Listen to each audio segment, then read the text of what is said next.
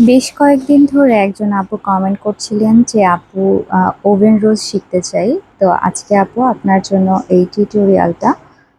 তো ওভেন রোজের জন্য আমি ভাবলাম যে শুধু একটা রোজই দেখাবো, তার থেকে বরঞ্চ পুরো একটা ডিজাইন দেখিয়ে দিই, যাতে করে এই ডিজাইনটা দিয়ে আপনি যে কোনো একটা ড্রেস মেক করে ফেলতে পারেন।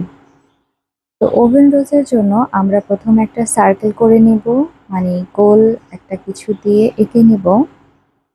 তারপরে ঠিক মেজারমেন্টটা ঠিক রেখে আমরা ৫টা এভাবে করে দিয়ে নেব। এখানে যে কোনো ফুল ক্রিয়েট করতে গেলে আপনাকে ৫টা করেই দিতে হবে।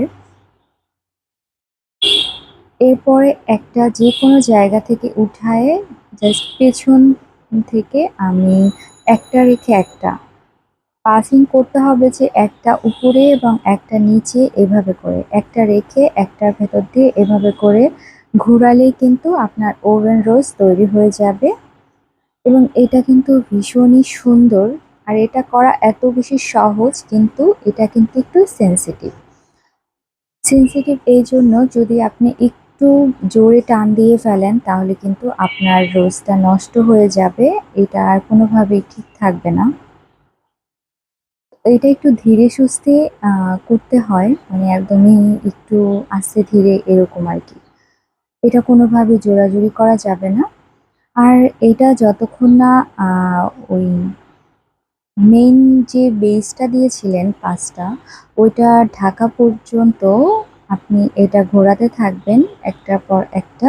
তাহলে কিন্তু আপনার ওভেন রোস্ট তৈরি হয়ে যাবে। আর সাথে আমি সুন্দর একটা ডিজাইনও দেখাচ্ছি। এই ডিজাইনের আমার একটা ড্রেস আছে। অনেক আগে করেছিলাম ড্রেসটা, এখন যখন পরি খুব ভাল লাগে। তো আপনারাও কিন্তু চাইলে অল ওভার কোনো ড্রেসের মধ্যে এই ডিজাইনটা করতে পারেন। তবে ওভেন রোজের ক্ষেত্রে আমি বলব যে যখন আপনি পাতা এবং ফুল একসাথে পাশাপাশি করবেন, তখন আপনি পাতাটা আগে সেলাই করবেন। আমি পাতাটা পরে সেলাই করেছিলাম দেখে একটু ডিফিকাল্টি ফেস করেছি। যেহেতু এই ফুলটা অনেক সেনসিটিভ, তাই পাতা যখন করছিলাম তখন আসলে এটার গায়ে লাগছিল বারবার। তো আপনারা চেষ্টা করিয়েন যে যাতে পাতাটা আগে করেন।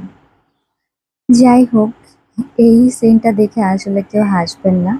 আসলে আমি তো বাবার বাসায় গিয়েছিলাম, তো তাড়াহুড়া করে চলে আসবো। আ হঠাৎ ডিসিশন নিয়েছি যে চলে আসবো, তাই রাতে আসলে এটা করতে বসেছি এবং তখনই কারেন্ট চলে যায়। আমি সবকিছু গুছাবো ব্যাগ-ট্যাগ, তখনই কারেন্ট চলে যায়। আর আমি লাইট জ্বালিয়ে তারপরে তাও আবার হচ্ছে টার্চ লাইট, টার্চ নাকি টর্চ লাইট আরকি, ওইটা আরকি। তো যাই হোক, আ আপনারা শিখতে পারলেই হচ্ছে কথা। আর এইটা এখন দিচ্ছি ফ্লাই স্টিচ। এটা আশা করছি সবাই আমরা পারি, তাই না? এটা খুবই সহজ এবং জনপ্রিয় একটা সেলাই। আর রোজগুলো দেখতে সামনাসামনি এত বেশি ভালো লাগছিল। একদম কটকটা লাল যে কালারটা আছে, ওইটা দিয়ে আমি এই ডিজাইনটা করেছি বেসিক্যালি। তো আশা করছি যে আপনারা ওভেন রোস্টটা শিখতে পেরেছেন। আর রোস্টটা করার পরে আমি খেয়াল করে দেখবেন যে ২টা সাইডে আমি ২টা এক্সট্রা গিঁটের মতো দিয়ে নিয়েছি। আপনারা যদি ওইটা দেন তাহলে কিন্তু এটা একদম সিকিউর থাকবে, কখনোই খুলে আসবে না এবং বাঁকাতেড়া হওয়ার কোনো ভয় নেই। এই যে এইরকম হচ্ছে কালারটা ছিল, দেখতে খুবই অসাধারণ ছিল। তো সকালে চলে আসবো তখন এই শ্যুটটা নেওয়া। তো আজ এ পর্যন্তই, ভালো থাকেন সবাই। আল্লাহ হাফেজ।